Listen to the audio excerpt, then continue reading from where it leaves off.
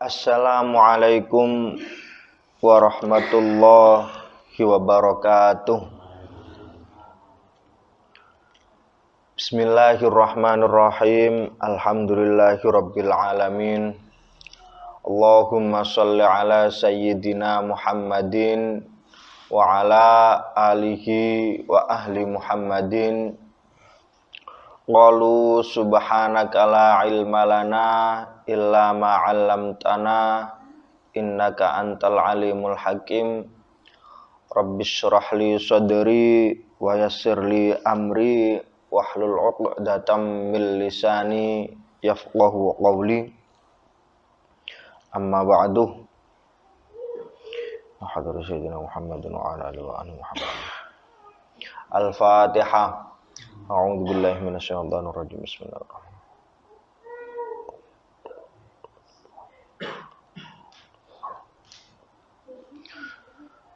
Setelah prosesi Bai'atul Aqobah pertama dan kedua, akhirnya Kanjeng Rasul karo Allah Subhanahu wa taala diutus untuk berhijrah ning ngene kota Madinatul Rasul sing sebelumnya namanya Yasrib. Dan sebelum Kanjeng Rasul berangkat berhijrah, beliau mengutus para sahabate yang memungkinkan untuk ikut berhijrah, diutus hijrah di sini. Di antaranya beberapa sahabat-sahabat yang terkenal pada saat itu ikut berhijrah. Abu Salamah, Suhaib bin Sinan, Umar bin Khattab, dan lain sebagainya. Yang pada akhirnya posisi hijrah dan kondisi ning kota Mekah, penggede-penggede Quraisy mendengar Rasulullah arepe berhijrah, cara saiki kebakaran jenggot. Disitulah berbagai cara, berbagai intrik dilakukan agar rencana hijrah yang dilakukan oleh Kanjeng Rasul dan para sahabate ora terlaksana. Salah satu intrik-intrik yang dilakukan adalah gembos-gembosi orang-orang sing akan berhijrah, mulai sewor cara saiki. Jadi gangguan-gangguan psikologis, gangguan-gangguan kebatinan, bahkan sampai gangguan-gangguan fisik dilaksanakan. Yang mana ternyata gangguan-gangguan itu tidak mengendorkan niat sahabat dan orang-orang terdekat Kanjeng Rasul untuk berhijrah. Sing akhirnya para penggede Quraisy iki bingung. Dalam kebingungan itu akhirnya dibuatlah semacam sidang parlemen Quraisy, pertemuan Quraisy, yaitu ning ngene panggonan sing jenenge Darun Nadwah. Lah, sidang parlemen itu diikuti oleh pembesar-pembesar kabilah, termasuk Abu Jahal, terus Jubair bin Mut'im, terus Saibah bin Rabi'ah, An-Nadir bin Al-Harith, Abul Bukhturi bin Hisam, Nabih bin Al-Hajjaj, Umayyah bin Khalaf, dan penggede-penggede lainnya. Yang mana dalam proses sidang parlemen yang Darun Nadwah itu terjadi semacam dialek. Beberapa usulan-usulan diutarakan, di antara usulan-usulan sing bobot usulane mentes iku enek beberapa usulan. Sing pertama usulan disampaikan oleh Abul Aswad. Abul Aswad pada saat itu mengusulkan piye nek Kanjeng Rasul dan sahabat-sahabat sing beriman iku utamane sing durung hijrah mlayu ning Madinah diusir rae teko Mekah. Karena dengan diusir kita bisa melerai persoalan dan memulai sesuatunya dari nol. Memulai atau meniti hal-hal yang hilang ketika Rasulullah berdakwah dimulai teko nol. Nah, akhirnya usul itu ditolak oleh si orang tua iblis ini apa jenenge lek nang kene diceritakan setan iblis sing macak dadi wong tua menimpali usulan itu. Tidak demikian, demi Allah ojo. Nek sampai Muhammad iku mau usir, dia itu memiliki karisma yang kuat dan tutur katanya bisa menarik orang lain. Apabila dia mau usir, dia berada di satu tempat yang baru tanpa sebuah gangguan, dia akan mampu mengajak orang lain sehingga pengaruhnya akan semakin kuat. Ketika pengaruhnya semakin kuat, dia akan menyerang kalian, membalas kalian. Akhirnya gak masuk. Terus enek meneh usulan yang lain disampaikan oleh jenenge Al-Bukhturi. Iki rodok lebih berbobot, bobotnya rodok berat. Apa? Muhammad diculik ae. Dikurung, disiksa. Sehingga dengan diculik, dikurung, disiksa, dia akan memiliki ketakutan. Dia akan memiliki rasa trauma sehingga mengendorkan niatnya. Karo Mbah Tuwek mau ditimpali meneh. Lek sampai Muhammad mau kerangkeng, mau culik dan mau kerangkeng, sahabat-sahabate anak buahe ora bakal trimo. Kowe ojo sampai melawan orang-orang yang nekat. Karena orang-orang yang nekat dan berjuang untuk Muhammad itu dia tidak cari hidup, dia siap untuk mati. Sedangkan kita di sini mencari hidup. Akhirnya usul itu tidak disepakati oleh parlemen. Karena argumentasi nih Mbah Tuwek sing maca apa wong sepuh teko Najd mau memberikan semacam pengertian sing ketika Muhammad iku Kanjeng Rasul kuwi dikerangkeng, dia dan kelompoknya akan semakin menjadi lebih kuat. Mergo apa? Mergo nekat. Jenenge wong nekat kuwi akan menghalalkan segala cara dan akan mempertaruhkan semuanya untuk mencapai sesuatu yang dia tekadi. Akhirnya yang terakhir, iki adalah usulan terbaik yang dilakukan oleh orang sing tingkat kekafirannya pun juga terbaik. Jenenge Abu Lahab. Apa usul Abu Lahab? Abu Lahab mengusulkan, ayo awake dhewe memilih pemuda sing nasobe apik untuk diangkat menjadi seorang pemimpin gantine Muhammad. Pemuda sing nasobe apik iku mau kita tawarkan ning kabilah-kabilah yang lainnya sehingga kabilah-kabilah yang lainnya itu menerima usulan kita untuk membunuh Muhammad. Lah proses pembunuhannya sing mateni aja satu kabilah. Semua kabilah kudu enek perwakilan sepakat untuk membunuh Muhammad bareng-bareng. Sehingga apabila nanti terjadi tuntut menuntut itu tidak bisa dilakukan oleh keluarga besar Muhammad karena semua kabilah di Quraisy yang melakukan pembunuhan itu.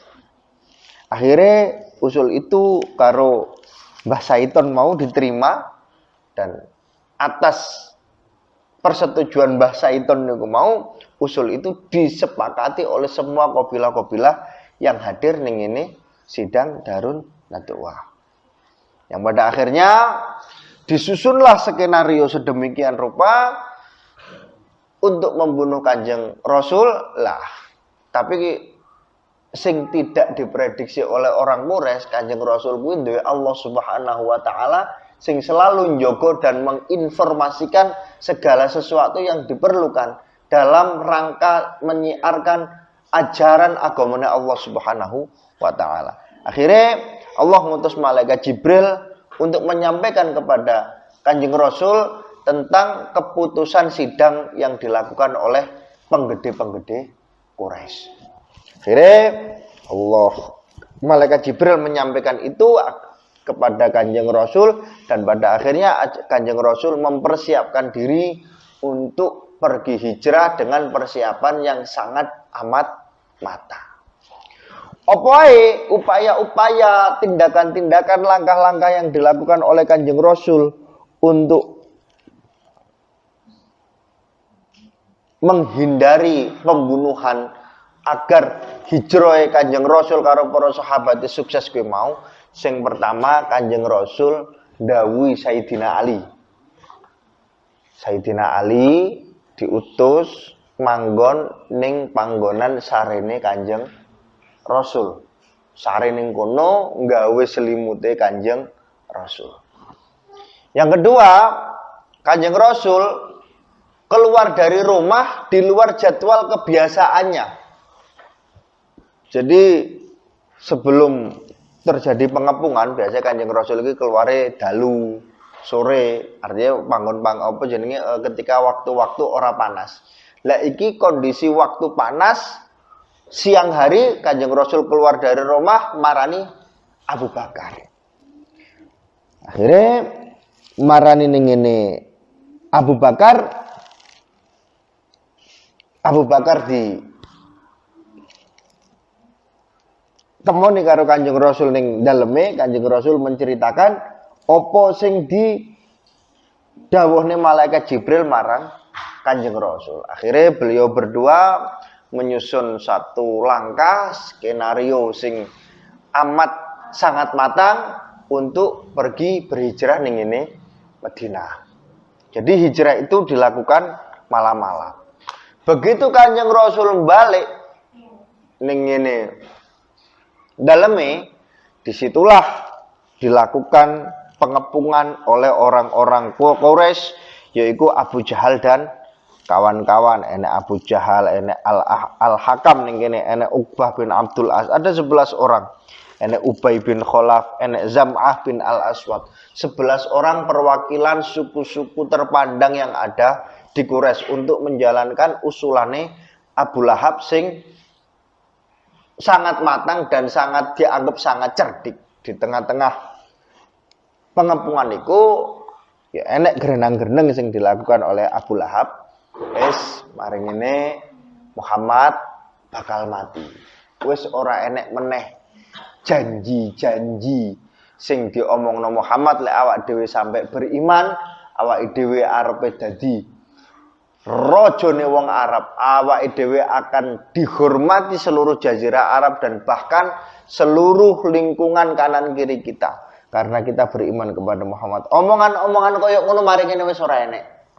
Di setengah sangking apa ya moyoi ngentai sing diomongno Muhammad engko lek awake dhewe mati, awake dhewe dikubur, dicemplungno ning ngene geni, engko ketika kiamat iku omongan-omongan koyo ngono wis ora enek meneh. Omongan-omongan sing jerene tentang bualan-bualan kebenaran iku wis ora enek meneh. Namun ada beberapa hal yang mereka lupa. Akhirnya Allah Subhanahu wa taala menurunkan wahyu ning ngene Rasulullah, yaitu surat Al-Anfal ayat 30. Wa idh yamkuru bikal ladzina kafaru liyuthbituka aw yaqtuluka aw yukhrijuk wa yamkuruna wa yamkurullah wallahu khairul makirin. Jadi ketika orang-orang kafir Quraisy memikirkan daya upaya terhadap Kanjeng Rasul untuk menangkap dan memenjarakan atau membunuh dan mengusir, mereka memikirkan tipu daya. Namun mereka lupa bahwa sebaik-baik rencana yaitu rencananya Allah Subhanahu wa taala. Akhirnya di tengah malam Rasulullah keluar dari rumah dan sebelum itu ngutus Sayyidina Ali bin Abi Thalib untuk sare ning ngene tempat tidur Kanjeng Rasul dan memakai selimut sing biasanya dipakai oleh Kanjeng Rasul. Sehingga nang kono ketika wong-wong kafir Quraisy nginceng daleme Kanjeng Rasul, tepatnya pas kamare Kanjeng Rasul, ndelok Kanjeng Rasul isih sare, dadi aman. Didelok meneh isih sare, dadi aman. Dadi ning kono sarene Sayyidina Ali kuwi karo wong kafir Quraisy dianggap Kanjeng Rasul. Sayyidina Ali kuwi dianggap sing sare yaiku Kanjeng Rasul. Padahal sing sare Sayyidina Ali. Akhirnya keluar dari rumah dengan membaca surat Yasin, wa ja'alna min baini aydihim saddaw wa min khalfihim saddaw fa akhshaynahum fahum la yubsirun. Karo nggawa debu keluar dari rumah, wong-wong kafir kuwi kesirep. Kesirep Kanjeng Rasul lewat ning ngarepe kuwi ora ketok. Jadi memang kadang-kadang keramat mukjizat utawa kekeramatan kuwi metune nalika awake dhewe kepepet. Makanya orang-orang beriman itu memang selalu ditolong karo Allah Subhanahu wa taala dan biasanya pertolongan-pertolongan itu akan datang manakala orang-orang beriman itu kepepet. Padha sing dialami karo Kanjeng Rasul. Ketika rumahnya dikepung, nyawa menjadi taruhannya, beliau pun juga meminta pertolongan kepada Allah, dikai mukjizat karo Allah Subhanahu wa taala dengan keluar di rumahnya tanpa gangguan. Akhirnya keluar dari rumah lah, di situ akhirnya menuju rumah Abu Bakar, wis dipapak karo Abu Bakar ning dekat rumah kono. Akhirnya beliau berangkat ning ini kota Madinah melakukan satu perjalanan. Dan perjalanan menuju Madinah kuwi direncanakan dengan amat sangat matang. Jadi sing maune jalur utama menuju Madinah kuwi teko arah utara Mekah. Kanjeng Rasul iki mengambil jalan terbalik lewat sisi selatan. Jadi orang mengambil rute yang biasanya dilakukan oleh orang lain. Dengan konsekuensi perjalanannya semakin berat, semakin jauh, dan rintangannya pun juga semakin banyak. Nah, dari situlah keluar dari rumah kuwi karena Kanjeng Rasul memprediksi sejak awal bahwa iki engko aku metu teko Madinah pasti aku akan diburu. Apa yang dilakukan oleh Kanjeng Rasul ketika karo Sayyidina Abu Bakar keluar, ora langsung melanjutkan perjalanan, tetapi mandek dhisik ning ngene panggonan sing engko awake dhewe saiki, awake dhewe nyebute Gua Thur. Jadi gua ning ngene Mekah kono aja dibayangno kaya gua ning ngene Indonesia, tanah Jawa iki. Sing guwane iki enak alase, rungkut, juru-juru gak guwane ngono wis kaya joglangan ngono. Kaya bangunan joglangan lah awak dhewe ndelok Gua Hira iku lek sampean delok ning YouTube utawa tau rono pas umroh utawa haji, Gua Hira iki ya cukup mungkin sak wong rong wong telung wong lah paling akeh. Sekecil itu. Jadi sebelum masuk ning Gua Thur, Abu Bakar sing dadi perisai ini. Abu Bakar masuk ning kono memastikan lek iki aman baru Kanjeng Rasul dipanggil, diaturi untuk tempat ning kono. Akhirnya Abu Bakar masuk rono, ketika masuk rono aman, akhirnya Abu Bakar gelar tikar, rono kuwi hari yang melelahkan Kanjeng Rasul sare ning kono. Diceritakan ning ini semua banyak referensi kitab menceritakan termasuk ning kitab iki ketika masuk ning ngene gua iku Abu Bakar, Sayyidina Abu Bakar iki sukune, sikile, kakine kuwi nutup satu bolongan sing enek ning gua kono. Lah ning bolongan kono kuwi dicokot ula. Cokot ula saking lorone dimpet ora wani obah, ora wani bereaksi karena ketika bereaksi khawatir lek Kanjeng Rasul wungu, Kanjeng Rasul bangun. Diumpet sampai gak kuat akhirnya brebes miline apa ya iluwe kuwi kutah ngeneki mukake Kanjeng Rasul, akhirnya Kanjeng Rasul wungu. Ditakoni kena apa Abu Bakar? Niki ketingale suku kula enten sing nyakot, enten kewan sing nyokot suku kula. Jadi ditarik sukune Abu Bakar, didoni karo Kanjeng Rasul. langsung waras sanalika kuwi. Nek ning cerita ning buku iki waras. Lah Kanjeng Rasul karo Abu Bakar iku berada ning gua itu berapa lama? 3 hari 3 malam. Jadi nek isu ngono iku putrine Abu Bakar iku mara ning ngene gua. Lek gak ngono putrane Abu Bakar, Abdullah bin Abu Bakar mara ngeteri makman, ngekei perbekalan lah. Cuman putrane Abu Bakar iku lek mara rono bareng karo pengembala kambing. Pengembala kambingnya Sayyidina Abu Bakar untuk apa? Untuk menghilangkan jejak. Untuk menghilangkan jejak perjalanan itu saya nek jadi setiap jejak yang dilewati oleh Kanjeng Rasul dan orang-orang sing menuju ning ngene tempat yang ditempati Kanjeng Rasul jejaknya dihilangkan. Jejaknya dihilangkan. Sehingga orang kafir Quraisy berlalu lantang, ya enek sing suatu ketika ning hari kedua dan ning hari kedua iku enek tentara-tentara ning wong Quraisy, pasukan-pasukan Quraisy iku sing ngejar ning kiwa tengen guwa kono. Jadi Abu Bakar wis ketar-ketir. Iki lek sampe wong Quraisy noleh mengisor ae, wis pasti ketok lek Abu Bakar ning kono. Rasulullah pun gedekno atine Abu Bakar tenang ae. Awake dhewe iki dijaga dilindungi karo Allah Subhanahu wa taala. Ngene enek salah satu riwayat menceritakan Allah ngutus laba-laba untuk membuat sarang ning ngene ngarepe guwa. Sehingga keberadaan Kanjeng Rasul ning Guwa Tsur itu tidak diketahui. Karena enek laba-laba kuwi orang mungkin ning kono enek wonge. Lek ning kono enek wonge laba-labane mesti ora enek ning kono. Enek sing riwayat yang mengatakan demikian.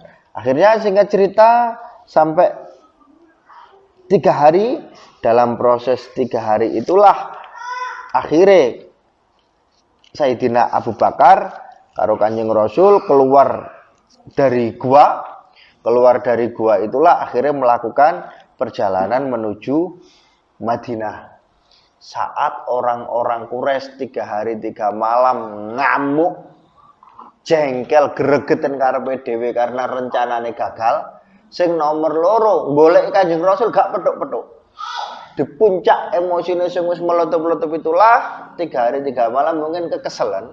Akhirnya bagi tugas enek sing nyekat ning ngene perbatasan keluar Mekah menuju Madinah, enek sing wis goleki dengan berbagai cara. Bahkan sayembara pun dilakukan. Sapa sing iso membawa Kanjeng Rasul hidup ataupun mati dikai unta zaman iku. Unta terbaik 100 unta mbuh. Lek dikursno saiki piro? Jadi macam-macam dilakukan. Termasuk sing ning kono enek Sayyidina Ali. Sayyidina Ali yang dijukuk karo wong Quraisy untuk dihukum, disiksa ben buka suara. Tapi akhirnya tetap tutup mulut. Memang orang enek sing ngerti. Berangkate Kanjeng Rasul karo Abu Bakar menuju Madinah iki gak enek sing ngerti termasuk Sayyidina Ali. Rencanane piye? Jadi Sayyidina Ali di interview di apa jenenge? Di apa lek ngono? Yes di interview, ditakoni, disidang kuwi ya memang ngomong gak ngerti, anjen orang ngerti tenan. Karena memang rencana ini disusun sangat matang oleh Kanjeng Rasul karo Abu Bakar. Akhirnya Kanjeng Rasul karo Abu Bakar, Sayyidina Abu Bakar keluar dari gua di tempat janjian yang dilakukan oleh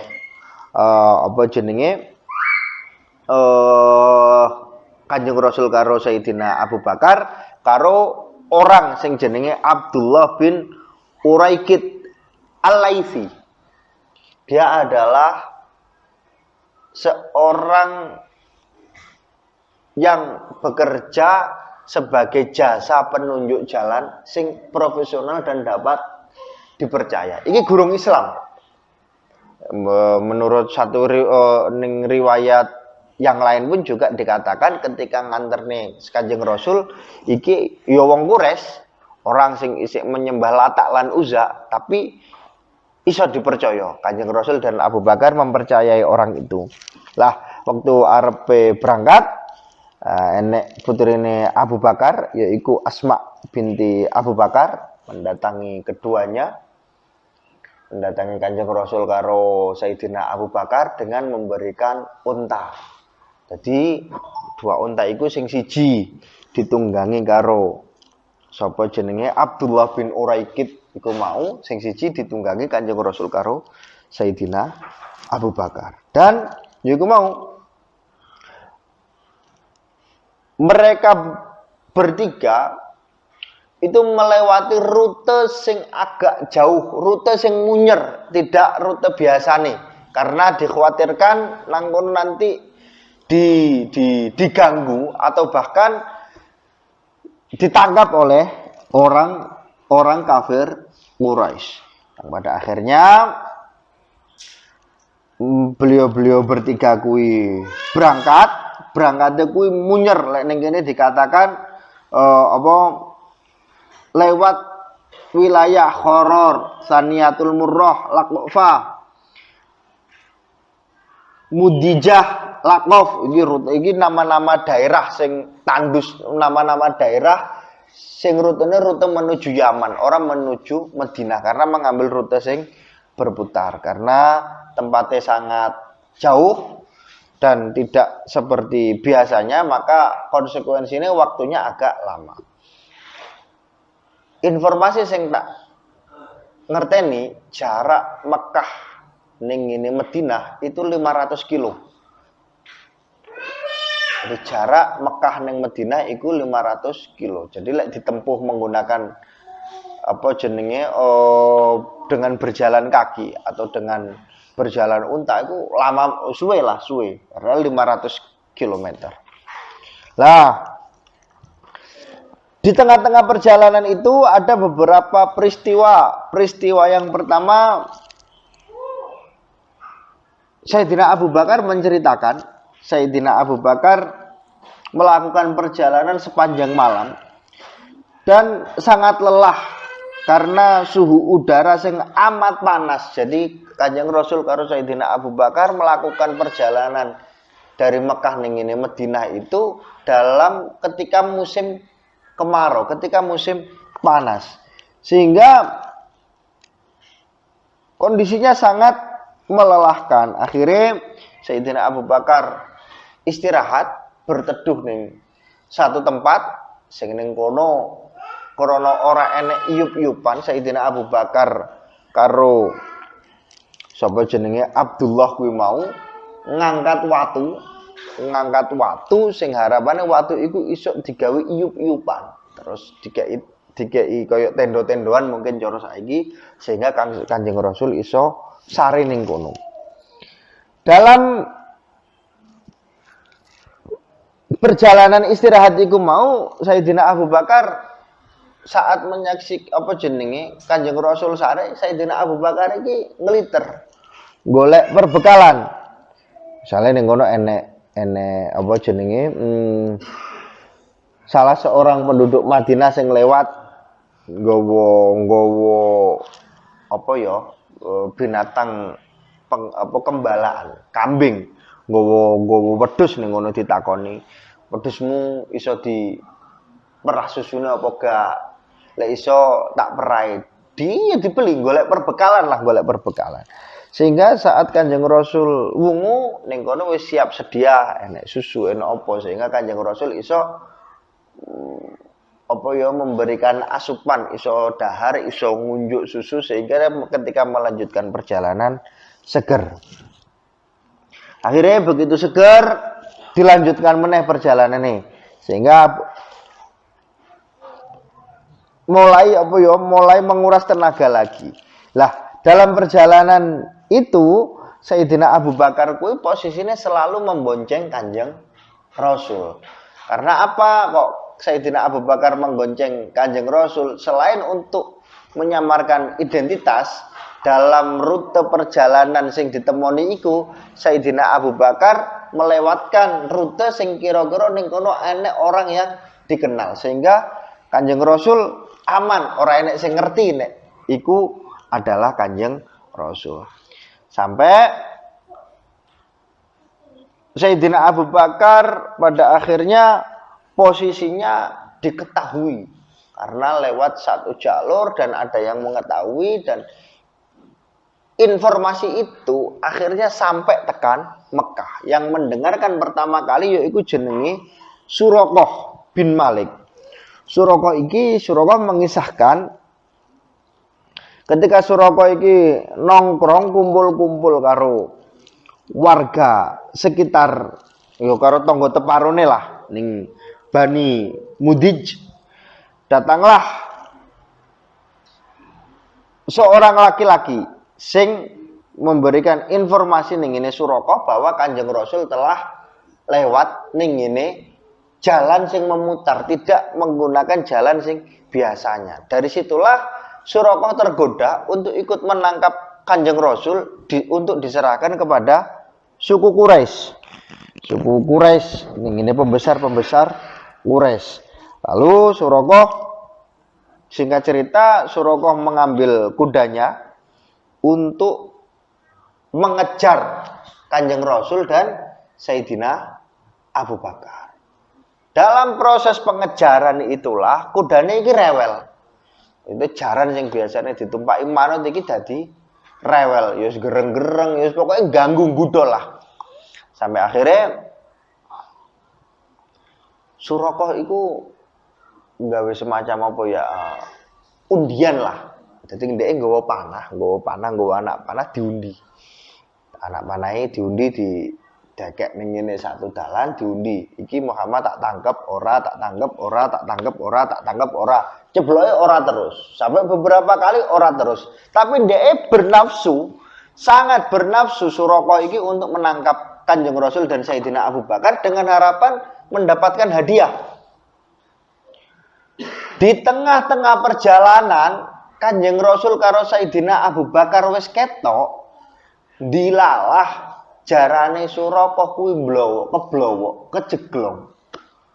Ning tengah-tengah jeglongan kuwi akhirnya Suraqah iki wis mulai rodok kendung. Tetapi Suraqah tetap dalam hati terkecilnya tetap kepingin nangkep Kanjeng Rasul karo Sayyidina Abu Bakar. Begitu kan apa ya jarane wis mulai kena ditarik, mulai iso mentas teko blegongan kuwi mau, diitung meneh, diundi meneh nganggo panah.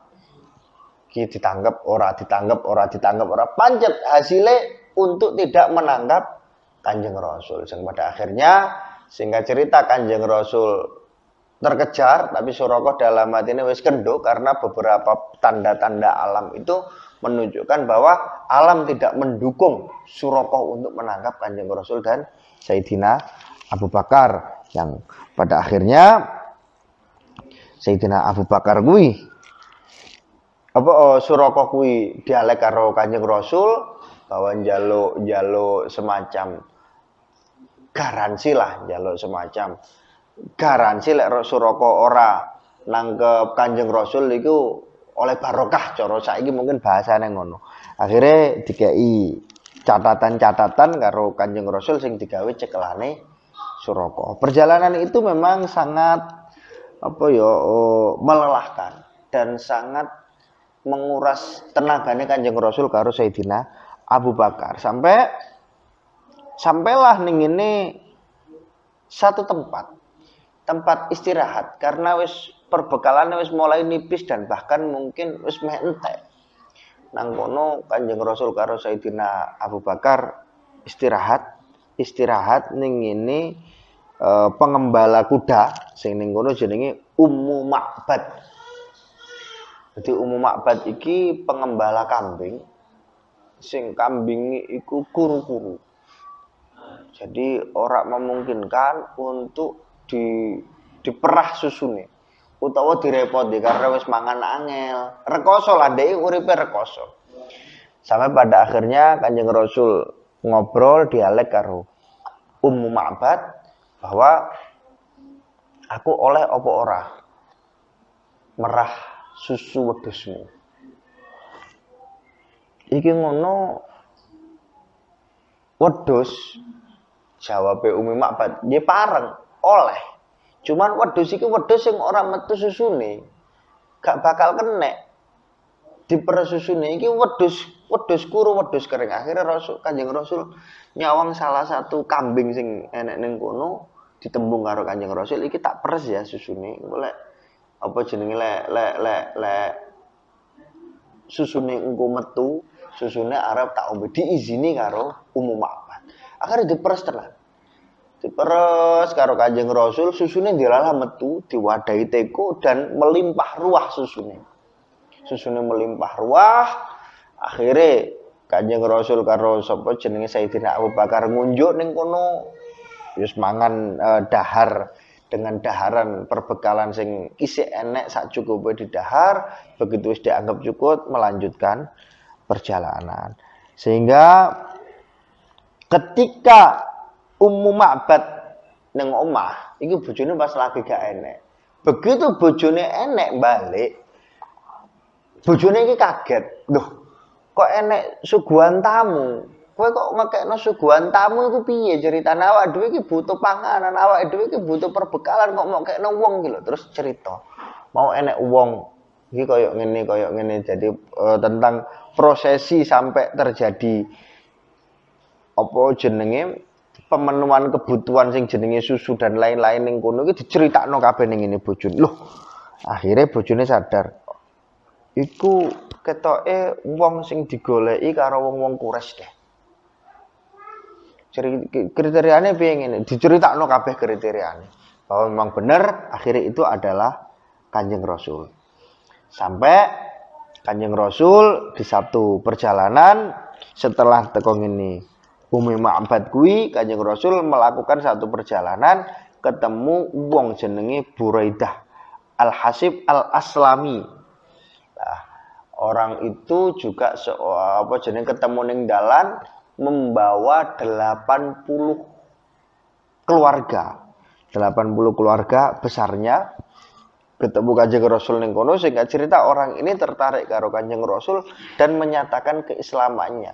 Jadi dalam tengah perjalanan iku ditemokno karo wong jenenge Buraidah bersama 80 keluarganya yang akhirnya Buraidah iku tetap wis masuk Islam tetapi orang melok Kanjeng Nabi hijrah menuju Madinah, dia tetap tinggal ning ngene kampungnya yang nanti diceritakan Buraidah itu membantu Kanjeng Rasul ketika perang Uhud dan bahkan menerima harta rampasan perang oleh dikai jatah harta rampasan perang karo Kanjeng Rasul.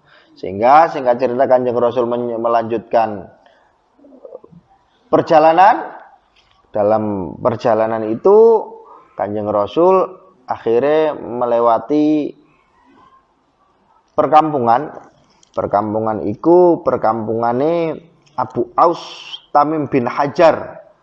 Di ning tempat itu Kanjeng Rasul singgah karo Sayyidina Abu Bakar dan Sayyidina Abu Bakar Abu Aus itu menyatakan keimanannya juga dan bahkan ngekei gawan untuk perbekalan Kanjeng Rasul sampai tekan Madinah. Ora mek nggawani gawan tok tetapi nggawani pembantu. Pembantu budake jenenge pada saat itu Mas'ud. Jadi digawani unta, digawani pembantu, digawani perbekalan daharan. Jadi aku bayang nih kondisi perjalanan yang melelahkan itu cara wiritane Kanjeng Rasul ning ngene pangerane iki dimentok-mentok nih. Karena sampai nek dawuh dungane seorang musafir kuwi mandi nyapa ya mergo musafir iki rekoso tenan. Apa maneh musafir sing sedang dalam ancaman sing didolimi kaya Kanjeng Rasul. Sehingga pertolongan-pertolongan itu datang. Lah, akhirnya begitu sampai ning ngene mulai mendekati Madinah, Kanjeng Rasul manggon ning ngene wilayah sing jenenge Aroj. Nah, nang wilayah Aroj itulah Kanjeng Rasul bertemu Zubair yang kebetulan selesai berdagang dari Syam. Ketemu Zubair ning kono lah, akhirnya bareng-bareng manggon ning ini Kuba.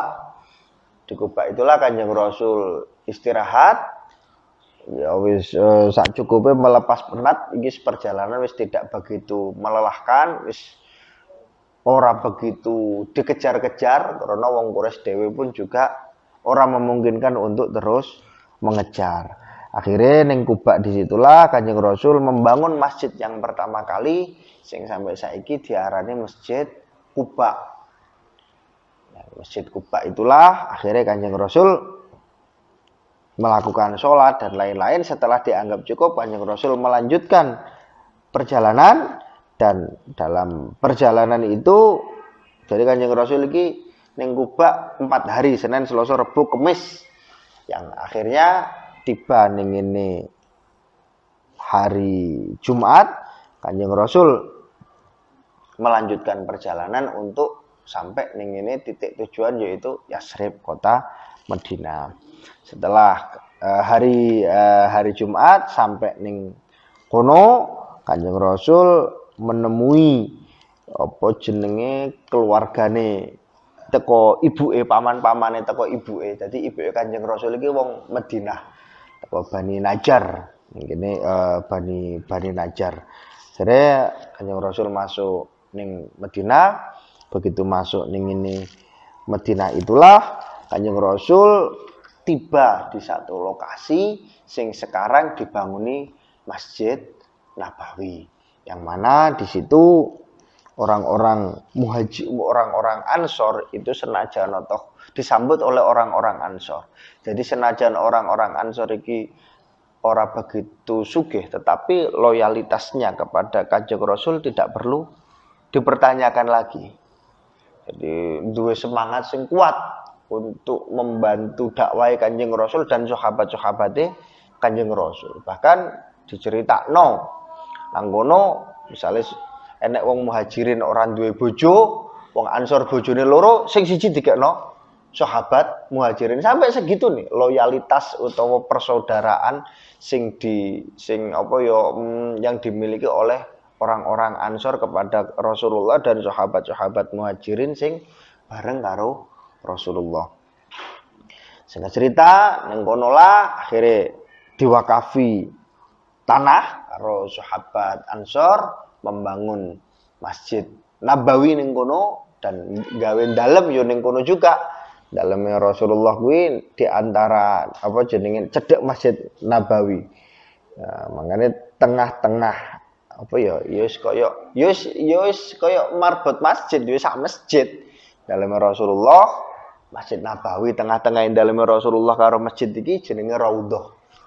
Raudhah kuwi sing sampai saiki digawe royokan wong ketika haji dan umroh. Sehingga cerita akhirnya Kanjeng Rasul dan para sahabat menetap ning Madinah, dan menetap itulah di Madinah inilah Madinah sing awalnya jenenge Yasrib diganti karo orang-orang sahabat-sahabat sing wis beriman secara spontan menyebut Yasrib itu menjadi Madinatul Rasul, kotane Kanjeng Rasul. Untuk mempersingkat istilah, akhirnya kota itu disebut kota Madinah. Karo Kanjeng Rasul disebut diarani kota Madinah, sing akhirnya nama kota itu iso didelok sampai sekarang. Namanya ora berubah, tetap Madinah. Jadi nggon sing maune nggone bencoleng, nggon penuh fitnah, penuh intrik, penuh diskriminasi, penuh dengan kedoliman, ditekoni karo wong soleh, yaitu Kanjeng Rasul. Kota itu sekarang menjadi kota sing makmur, sing mercusuar, sing digandrungi wong akeh, kaya dene kota Mekah. Ku barokahe ketika panggonan diae, lek panggonan iku dinggone wong sing nyembahe marang Allah Subhanahu wa taala kuwi kuat, biasanya panggonan kuwi dadi panggonan sing manfaat barokah fid dini wad dunya wal akhirah. Cukup itu saja materi sirroh pada malam hari ini. Sebelum diakhiri, mari kita berdoa dan baca sholawat. Semoga apa yang kita lakukan pada malam hari ini menjadi amal yang manfaat barokah fid dini wad dunya wal akhirah dan diridhai oleh Allah Subhanahu wa taala. Subhanakallahumma wa bihamdika asyhadu an la ilaha illa anta astaghfiruka wa atubu ilaik. Allahumma shalli ala sayyidina Muhammadin wa ala alihi wa ahli Muhammadin. Assalamualaikum warahmatullahi wabarakatuh.